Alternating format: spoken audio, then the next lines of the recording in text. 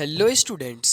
आप सभी का बहुत बहुत स्वागत है ताबड़तोड़ तैयारी के इस वीडियो में हम आप लोगों का जो कल यानी कि 8 मार्च का जो एग्ज़ाम होने वाला है, जिसका एग्ज़ाम कैंसिल हुआ था साइंस का, उसके लिए विद्युत धारा वाला चैप्टर से सारा इंपॉर्टेंट क्वेश्चन को लिए हुए हैं।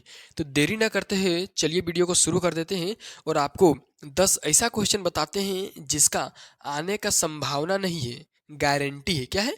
तो बिल्कुल ही गारंटी है इस क्वेश्चन का आने का। पिछला बार भी हमने साइंस का जो क्वेश्चन बताया था वीडियो में इंपॉर्टेंट करके, वो भी क्वेश्चन बहुत ज़्यादा क्वेश्चन उसमें से आया हुआ था।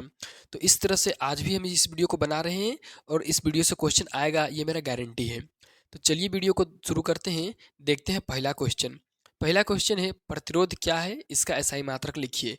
देखिए 2 नंबर वाला क्वेश्चन है, इंपॉर्टेंट है। कह रहा है आंसर में, प्रतिरोध किसी चालक का वह गुण है जो चालक से होकर प्रवाहित होने वाली विद्युत धारा का विरोध करता है। इसे आर से सूचित किया जाता है। इसका एसआई मात्रक ओम होता है। देखिए प्रतिरोध क्या है, मान के चलिए यहाँ पर बहुत ज़्यादा भीड़ है, ठीक है। अब इधर से कोई एक आदमी जा रहा है, इधर से पार होना चाहता है, तो ये भीड़ क्या करेगा, इस आदमी को जाने का विरोध करेगा, यानी कि पार होने नहीं देगा। जबरदस्ती पार होने चाहेगा तो हो सकता है, लेकिन आसानी से नहीं होने देगा।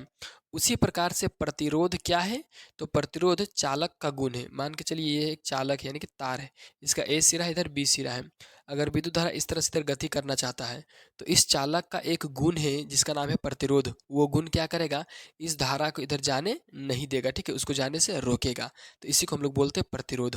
प्रतिरोध को हम लोग आर से सूचित करते हैं और इसका एसआई मात्रक ओम होता है, जिसको इस तरह से ओमेगा से सूचित किया जाता है, ठीक है।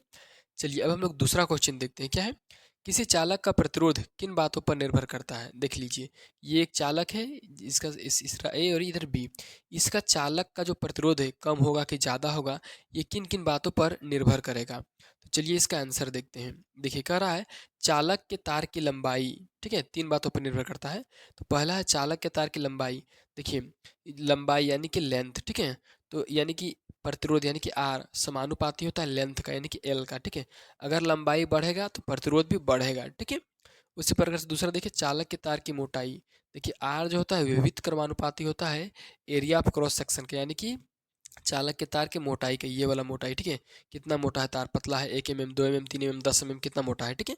तो देखिए चालक का तार का मोटाई, अगर मोटाई इसका बढ़ेगा, ठीक है ना, एरिया अगर बढ़ेगा तो प्रतिरोध घटेगा, और एरिया अगर घटेगा तो प्रतिरोध बढ़ेगा, इसमें उल्टा रिलेशन है, ठीक है। उसी प्रकार से देखिए 3 नंबर में दिया है चालक के पदार्थ की प्रकृति, ठीक है। चालक के पदार्थ की प्रकृति, जैसे कि आप देख लीजिए सोना को, ठीक है ना, उस तरह से आप देख लीजिए चांदी को, इसमें अच्छा विद्युत का चालक है। उस तरह से एल्यूमिनियम, ये सब सारा तीनों जो है विद्युत का अच्छा चालक है, ठीक है। तो इस प्रकार से हम 2 इंपॉर्टेंट क्वेश्चन को देखें। चलिए अब देखते हैं तीसरा इंपॉर्टेंट क्वेश्चन, ठीक है। क्वेश्चन है ओम के नियम को लिखें। देखिए ओम का नियम इतना ज़्यादा इंपॉर्टेंट है, शायद आपको पता भी नहीं होगा। इस बार ओम का नियम का आने का चांसेस नहीं है, बिल्कुल गारंटी ही है, ठीक है। क्योंकि ये क्वेश्चन जो है वो पिछला जो एग्ज़ाम हुआ था आप लोगों का 20 फरवरी को, उसमें नहीं आया था, तो इसमें आने का बहुत ज़्यादा चांसेस है, ठीक है। आंसर क्या कहता है, ओम के नियम के अनुसार निश्चित ताप पर किसी चालक से होकर प्रवाहित होने वाली विद्युत धारा चालकों के सिरों के बीच के विभवांतर का समानुपाती होती है।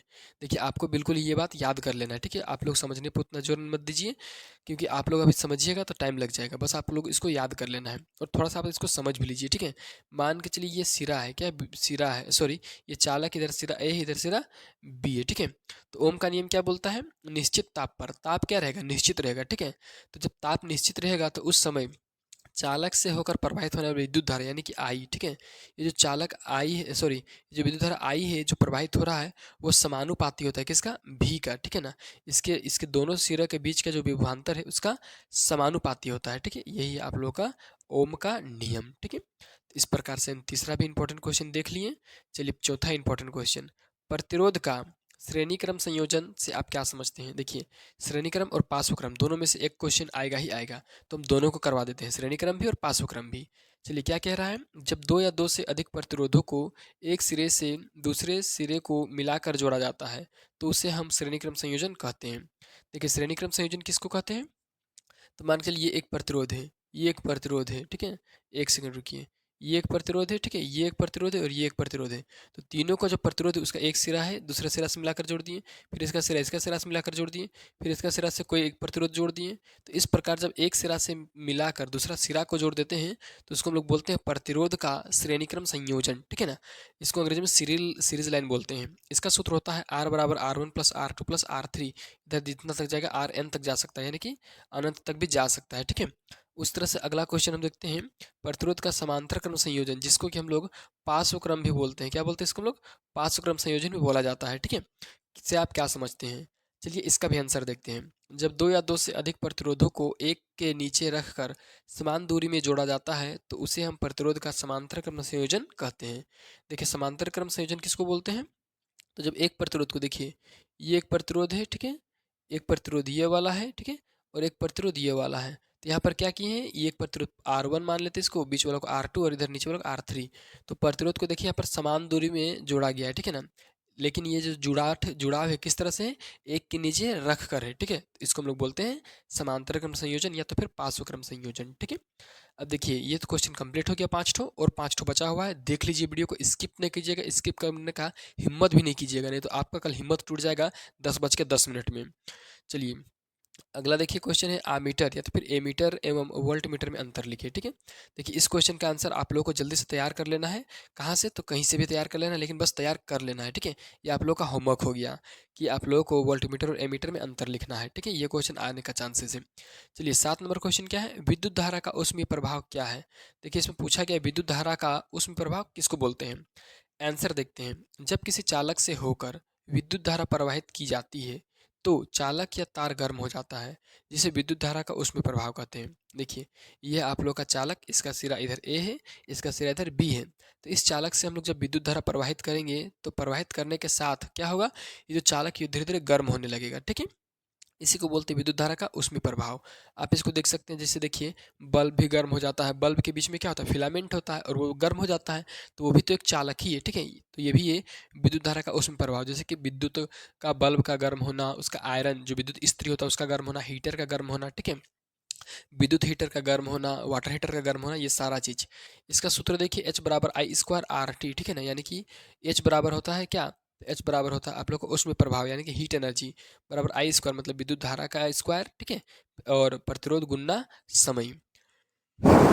चलिए 7 नंबर क्वेश्चन हो गया। अब देखते हैं हम लोग 8 नंबर क्वेश्चन क्या है, जूल का उष्म नियम क्या है। देखिए जूल का उष्म नियम क्वेश्चन पूछा है। चलिए इसका आंसर देखते हैं, जूल के उष्म नियम के अनुसार। देखिए जूल के उष्म नियम के अनुसार क्या बोलता है, तो देखिए जब किसी चालक से होकर विद्युत धारा प्रवाहित की जाती है तो चालक में उत्पन्न ऊष्मा। देखिए विद्युत धारा का जो ऊष्म प्रभाव है उसका नियम क्या कहता है, ठीक है ना। उसमें नियम क्या कहता है, जूल का उसमें नियम ये बोलता है जब भी किसी चालक से हम लोग विद्युत धारा प्रवाहित करेंगे तब चालक में जो ऊष्मा उत्पन्न होगी यानी कि एच उत्पन्न होगा वो क्या होगा, तो विद्युत धारा के वर्ग का समानुपाती होगा। विद्युत धारा मतलब आई स्क्वायर, ठीक है ना, इसका जो वर्ग है उसका समानुपाती होगा यानी कि एच समानुपाती आई स्क्वायर, ठीक है।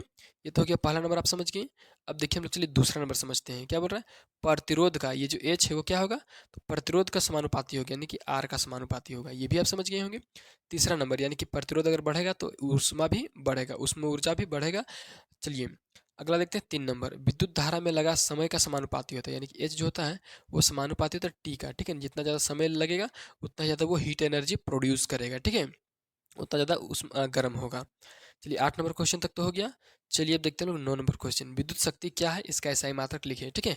विद्युत शक्ति पूछा है, किसको बोलेंगे और इसका एसआई मात्रक क्या होगा। चलिए आंसर कहता है किसी विद्युत परिपथ में विद्युत ऊर्जा के व्यय होने की दर को विद्युत शक्ति कहते हैं। देखिए ये एक विद्युत मान के चलिए, ये एक विद्युत परिपथ है, ठीक है, जिसमें बैटरी लगा हुआ है, बल्ब लगा हुआ है, स्विच लगा हुआ है, सारा चीज। तो इस परिपथ में विद्युत ऊर्जा व्यय होने का यानी कि विद्युत ऊर्जा खर्च होने का जो व्यय रेट है, जो दर है, उसी को हम लोग बोलते हैं विद्युत शक्ति। क्या बोलते हैं उसको, विद्युत शक्ति यानी कि इलेक्ट्रिक पावर बोलते हैं। अब देखिए इसका एसआई मात्रक क्या होता है, तो वाट होता है, जिसे हम लोग डब्ल्यू से सूचित किया जाता है, ठीक है, डब्ल्यू से उसको हम लोग सूचित करते हैं। ये भी क्वेश्चन कंप्लीट हो गया। अगला क्वेश्चन देखिए 10 नंबर क्वेश्चन पूछा विभवांतर क्या है, इसका एसआई मात्रक लिखे, ठीक है। विभवांतर का एसआई मात्रक लिखना है।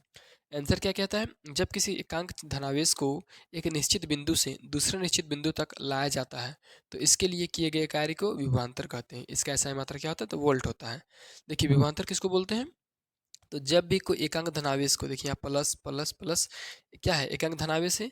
अब इसको उठा करके कहाँ लाएंगे, एक निश्चित बिंदु से दूसरे निश्चित बिंदु तक। देखिए यहाँ पर भी एक निश्चित बिंदु है, तो इसको यहाँ से यहाँ तक लाने के लिए जो कार्य किया गया उसी को हम लोग बोलते हैं विभवांतर। क्या बोलते हैं, विभवांतर। लेकिन जब यही बात एकांक धनावेश को किसी अनंत बिंदु से किसी निश्चित बिंदु में लाया जाएगा तो उसको हम लोग बोलते हैं विभव। क्या बोलते हैं, विभव। तो इस प्रकार से हम आप लोगों को टॉप 10 इंपॉर्टेंट क्वेश्चन बताए हैं इस चैप्टर का।